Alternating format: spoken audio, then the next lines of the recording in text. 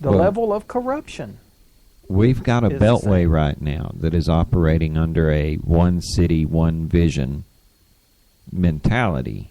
Mm-hmm. And, it's not necessarily one city. It would be one government, one vision. Mm-hmm.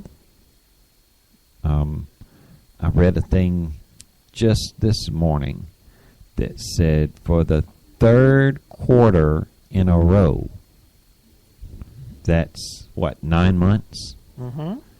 For 9 months in a row, the food stamp numbers have been over, I believe, it's either 42 or 46 million. Either way, that's just on food stamps. That number I quoted you last week of people out of the workforce being at like 90 million, I was off by a couple of million. It's somewhere in the nature of like 92.5 million Americans have dropped out of the workforce, which is more than ever has been in our nation's history. Man, it's kind of weird. Funny in a, not a ha-ha funny way, but a funny, weird way. How often you and I have made a prediction on the air or warned somebody that something was coming. And then within a day or within a couple of days, the headline on the Drudge Report will be exactly what we predicted, what we said. I mean, and you and I, you were doing a basically a back-of-the-envelope type of calculation on jobless numbers. Yeah. And then on the headline, it was like only a couple hours after the show. Yeah. 92.38 million, something like that. 92 million out of work. All right. Folks, we're not geniuses. Marty and I are probably the least plugged in people that you will ever hear talking about politics. How many friends you got in the Beltway, Marty? That's none. I have 0 friends in Washington, D.C. I don't really have any friends in I graduated with our local chief of police. Graduated high school with him. Does that count for anything? I mean, me and him, we ain't mad at one another, so could I count that as having a friend in a high place? We both know some folks on our local police department, and I call those guys friends. I mean, some people I graduated with, some people we met later, that are some good stand-up guys. Stop telling people we got friends in this police, man. Now we ain't never going to let nobody talk to us no more. But, they'll be quick to tell you they can't change the politics in town or the county or whatever. But that's as high as our political contacts go, and they ain't even they're cops, man. They're not politicians. No, man. If we're making a prediction or if we're coming up with numbers or something, a lot of times it's just based on simple reading. We say all the time, please don't believe a word we say. Do your own research. A lot of the times it'll be really easy to do your own research because after we've made a prediction or we threw a number out there or something, you can just about bet your bottom dollar that in the next day or so there will be a headline about that very thing, and you'll be able to read about it then if you haven't already. But don't believe us about things. Please do your own research. We told people long time ago, you would not get to keep your doctor. You would not get to keep your insurance. We said that it would change life as we know it. And not for a good way either. Life as we all know it has been changed. Yeah, we predicted all of these, bunch ups and stuff with the insurance agencies. We even played an audio clip from 2007 where candidate Obama was laying out this very scenario. But President Obama says, don't believe your eyes. Don't believe your ears. Yeah, who you going to believe, me or your lying eyes? Yeah, don't believe your senses. Don't believe what your gut is telling you. Believe what I say. He said in a speech last week, and he also said in his little 60 Minutes interview, that the reason we don't believe that the economy's getting better is just because we don't feel it. But just because we don't feel it doesn't mean that it's not improving. So we're supposed to swallow that and go, okay. Oh, okay. Well, they said that that this is this way, so that's what I'm on. No, man, it don't work like that. Look, I got this clip with, of all people, Chuck Todd speaking with Dan Pfeiffer. You know, if you get any emails sent from the White House, odds are Dan Pfeiffer had a hand in approving it. He definitely tweaked it. Yeah. If it's an email and it came out of the White House, not only did he read it, but he probably tweaked it to make sure that the messaging. Yeah, and a lot of times his name is attached to it. Well, they're talking about a survey that's just come out, like a Pew poll or something that says, now, are you ready for this? Hit me. Most Americans don't trust the government. What? I know. What? But it's true. There's been a scientific study that says upwards of around 70% of the Americans polled do not trust the government. And well, Chuck Todd... You know what, though? I'm trying to think. There may be somebody here in Calhoun County that does trust the government. I don't know them. I'm just saying there might be one. I don't think I've spoken to anybody that would even say that, joking around. Especially not with food in their mouth. Yeah, because it's just, the concept is too absurd.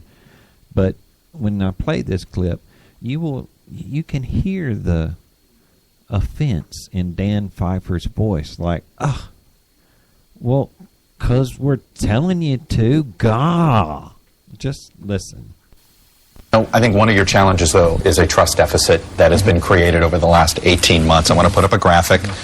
Whether you believe it's fair or not, it is a fact about all the different sort of government gaps over the last 18 months. Edward Snowden stealing NSA files, the VA faking wait times, IRS losing emails, healthcare.gov doesn't launch. The president himself saying U.S. intelligence agencies underestimated ISIS. The DHS, the border failure with that surge over the summer, sort of failure. And, of course, the Secret Service. Why should we trust that what you're saying about the CDC is able to handle this? You understand why there's more skepticism than normal. Look, I do understand that people have been skeptical of growing skepticism of institutions for a long time, including government. But people should know that every one of the situations you mentioned where a problem arises, we deal with it. We deal with it quickly. We deal with it forcefully to make sure it doesn't happen.